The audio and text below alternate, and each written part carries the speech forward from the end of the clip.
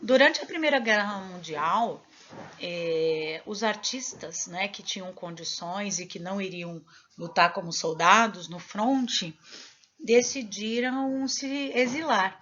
Alguns conseguiram se mudar para Nova York, enquanto outros acabaram indo para a Suíça, que nesse momento era um território neutro. E aí um grupo de artistas da área do teatro resolveu então abrir uma espécie de um café, né, um espaço onde os artistas poderiam se encontrar, promover ações, era promover saraus, né, leitura de poesias, declamações de poesia, encenar algumas cenas de teatro, fazer alguma performance, apresentar música, obras de artes visuais, enfim, né? E esse local ficou muito conhecido dentro da história da arte europeia como o Cabaré ou Café Voltaire, em homenagem a Voltaire. Nesse local, então, artistas de diferentes modalidades, né, da área da literatura, da música, do teatro, da dança, das artes visuais, se encontravam para promover aí um espaço todo artístico aí dentro e promover uma porção de ações, né, nesse período histórico aí. Então, esse café era um centro que aglutinava os artistas, né? Era um local bastante importante, assim, dentro desse momento histórico, o Cabaré Voltaire. Esse cenário internacional de guerra, enfim, ele levou os artistas a se refugiarem, então, nesse local, nesse local que era um local neutro, né? Um local onde eles iriam propor as suas obras, as suas intervenções artísticas. Só que essas obras, elas já não teriam mais o mesmo sentido que teriam antes da guerra, porque havia uma decepção muito grande por parte desses artistas, né, em relação a esses horrores todos que a guerra tinha imposto. Então, como produzir arte nesse cenário tão terrível, né, de massacre, de vidas que foram perdidas, de parentes que sumiram, né, nesse cenário de horror. Então, isso acaba levando esses artistas a criarem uma movimentação nesse momento, uma espécie de um coletivo, que não era bem isso, porque eles não estavam assim tão integrados, que é conhecido como dadaísmo na história, né?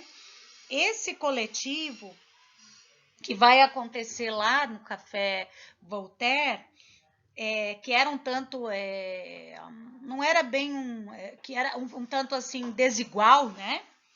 Ele vai reunir uma porção de artistas, então, como eu estou já colocando para vocês, dentre esses artistas, o Hugo Ball, que vocês estão vendo aí numa performance que ele teria feito lá, que era o dono do local, e a sua esposa Amy Hennings, que está aqui ao lado, né, numa foto também, né?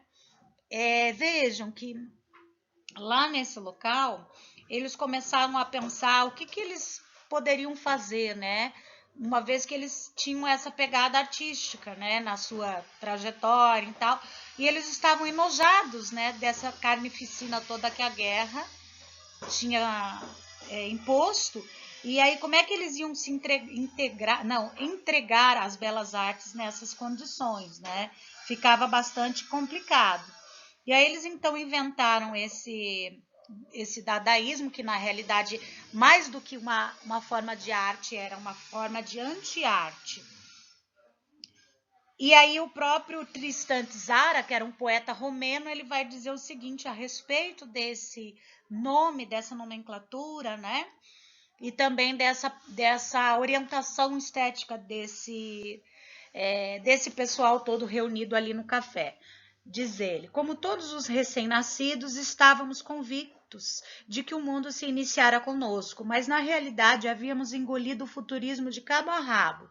No processo de gestão, a verdade seja dita, acabamos por cuspir outra vez diversos cabos e cabinhos.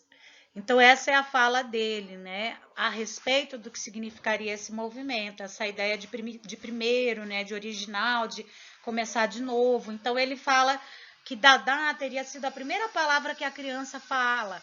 Então por isso o movimento vai se chamar dadaísmo, mas também em romeno quer dizer sim, também cavalinho de balanço. Então, quer dizer, outros disseram que foi uma palavra que eles abriram o dicionário, era a primeira palavra que eles encontraram. Então, ele assim, bem controverso, né? A origem aí desse movimento. Os artistas, eles sentiam que a arte tinha se separado da vida. Então, a ideia deles era soldar essa fratura. Mas isso é um paradoxo, né? Porque ao mesmo tempo que eles pretendem soldar essa fratura entre arte e vida, eles estão propondo algo tão distante do público, tão agressivo, que fica difícil, né, para que o público, que a vida se aproxime, né? Bom, cada artista vai ter as suas próprias concepções da arte, da história da arte, as suas próprias preferências, e vai acabar tendo uma ideia, né, do que seria o dadaísmo. Na realidade, ele era mais para um modo mesmo de vida, sabe? A arte, ela tinha se transformado para além dessa frustração dos artistas nesse período horrendo da Primeira Guerra, a arte tinha se transformado numa transação comercial. E aí, para os artistas, era preciso, de algum modo, destruir essa arte, né? Para criar uma outra forma de arte. Então, eles eram contra essa noção de artista como genial criador da obra de arte, né? E aí eles começam a propor, né, dentro de um cenário artístico, né, objetos que são lugares comuns, desprovidos aparentemente de um significado maior, mas dentro de um contexto artístico. Até tem uma passagem muito interessante, né, de um dos artistas desse momento, que é o Max Ernst, em que ele é conduzido à delegacia por conta de ser responsável pela abertura de uma exposição de arte. E aí ele diz que, quando ele é inquirido pelo delegado, ele diz: olha, nós informamos claramente que se tratava de uma exposição Dada. Nunca foi afirmado que Dada tivesse qualquer coisa a ver com arte. Agora, se o público está confundindo as duas coisas, então a culpa não é nossa. E aí, segundo a história, consta que ele teria sido liberado, né, após essa justificativa. Então, essa ideia de Dada, ela está mais ligada mesmo à ideia de anti-arte do que propriamente a arte, né? Pelo menos é o espírito desses artistas aí, né? Elas não têm, essas obras, então, não vão ter características uniformes, né, do ponto de vista formal. Não vão ter uma coerência estilística, né? Às vezes ela se manifesta como arte, mas muitas vezes ela se manifesta como a negação, né, da própria arte.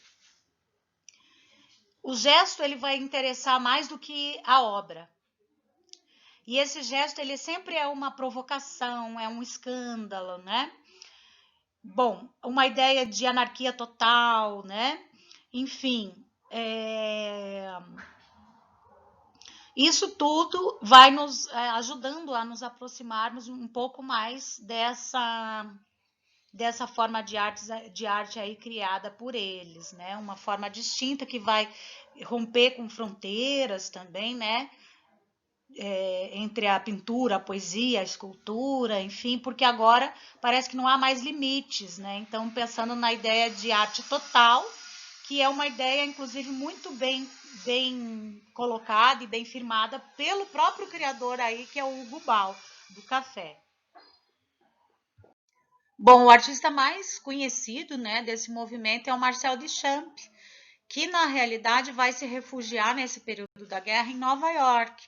Aliás, Nova York vai acabar se tornando um centro muito importante da arte nesse período, porque vários dos artistas de vanguarda vão ir para Nova York no exílio, né? Vão se exilar lá. E eles vão tentar, de algum modo, né, recriar. Eles estavam muito seguros, até pela distância marítima, né, nesse local. Eles vão tentar recriar todo esse ambiente artístico que estava acontecendo aí em Paris, né, e que foi interrompido. Vão começar a recriar esse ambiente aí na hora. Essa obra em especial, que foi que entrou para a história da arte como um ícone, né, que vai revolucionar a arte, que vai dar um encaminhamento para muito distante, né, do que aquilo que normalmente as pessoas conheceriam como arte, se desdobrando inclusive em propostas da contemporaneidade, teria sido esse urinol, né, que é chamado de A Fonte, que é um trabalho que o Marcel Duchamp vai selecionar, uma peça que ele vai selecionar, que ele vai assinar com um pseudônimo, né, e que ele vai apresentar para uma exposição na qual ele próprio era jurado, que era o Salão dos Independentes, que eles estavam recriando em Nova York nesse período da guerra, né, com a ajuda dele, inclusive, né, e vai inscrever esse trabalho como sendo de algum artista, né? Isso vai causar uma polêmica grande, o trabalho vai ser recusado pelos demais componentes aí da comissão organizadora, né, do evento, né, do Salão dos Independentes, e mais para além de toda essa história, o que vai ficar para a história da arte é a importância desse gesto, né, de transfigurar, né, de pegar, se apropriar de um objeto comum que tem uma função prática e trazer esse objeto para dentro do ambiente de arte, um ambiente expositivo, dando a ele outra conotação, outro teor, né, que é o teor artístico. Então nós temos aí algumas brincadeiras que ele vai fazer, algumas ironias, né, ligadas à questão de que a fonte do artista, né, a fonte de inspiração desse artista, na verdade, são os excrementos, né, da sociedade, é onde ela deposita aquilo que não presta mais dentro do seu corpo, né? Então, portanto, esse local, né, que é o urinol. Então ele chama um pouco a atenção para isso. É uma obra bastante assim metafórica, né? Ele está muito preocupado com isso. Essa que é a questão que está em jogo aí.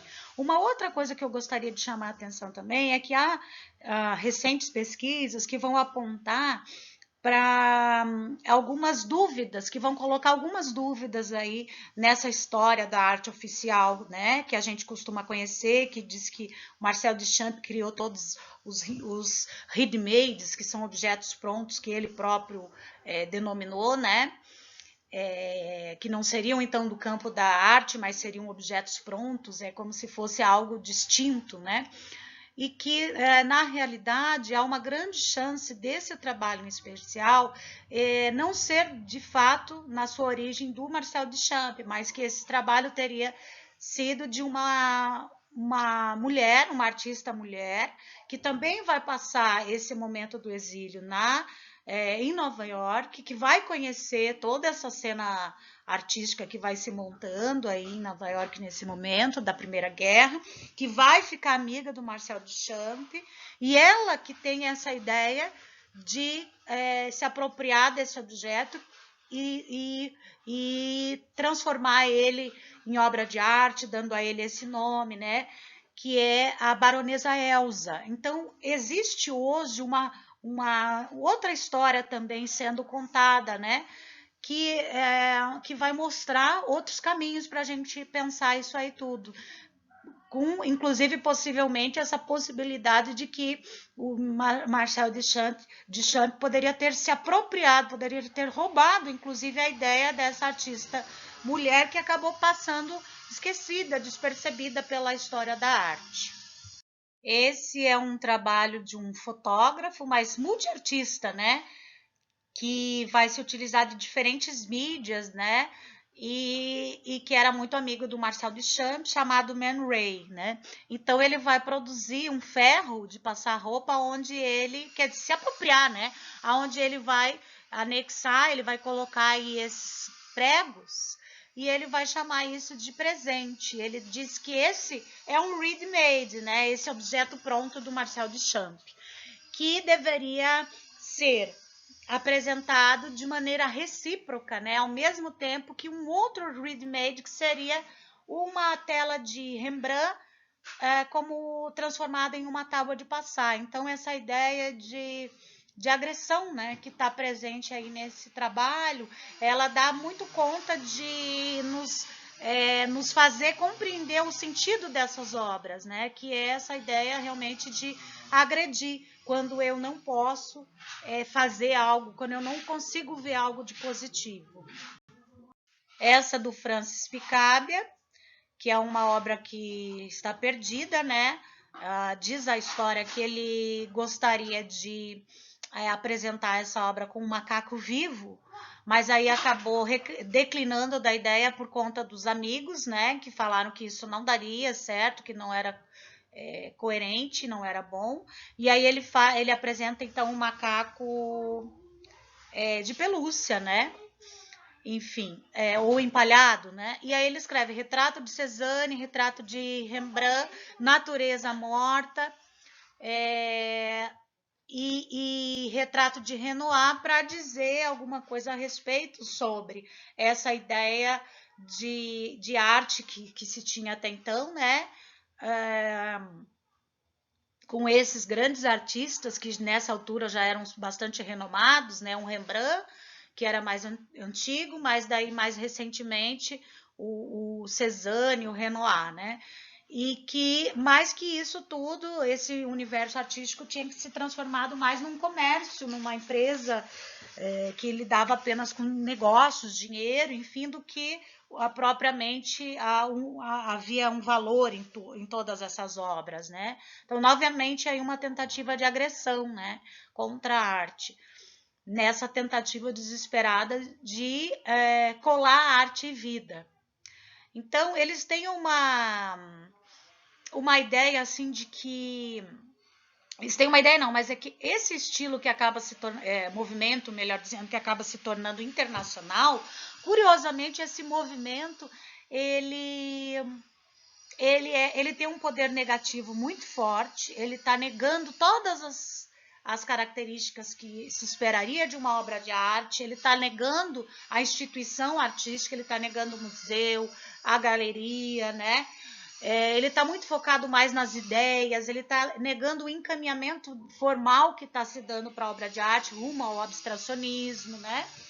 A linguagem artística, ele está negando várias coisas. Então, ele tem uma potência negativa muito alta, muito forte. Mas essa potência, ela vai sendo enfraquecida, porque num primeiro momento há uma agressão ao museu, por exemplo, né? Mas com o passar do tempo, esses mesmos objetos que eram extremamente agressivos e que pareciam que não seriam possíveis de serem consumidos dentro dessas instâncias tradicionais de arte, esses acabam sendo absorvidos, esse poder de negação desses objetos, essa potência negativa deles, de todo esse circuito, sistema artístico, acaba sendo minimizada e eles vão se transformar em ícones a serem seguidos, né? Então, acho que essa é uma questão bem importante para a gente pensar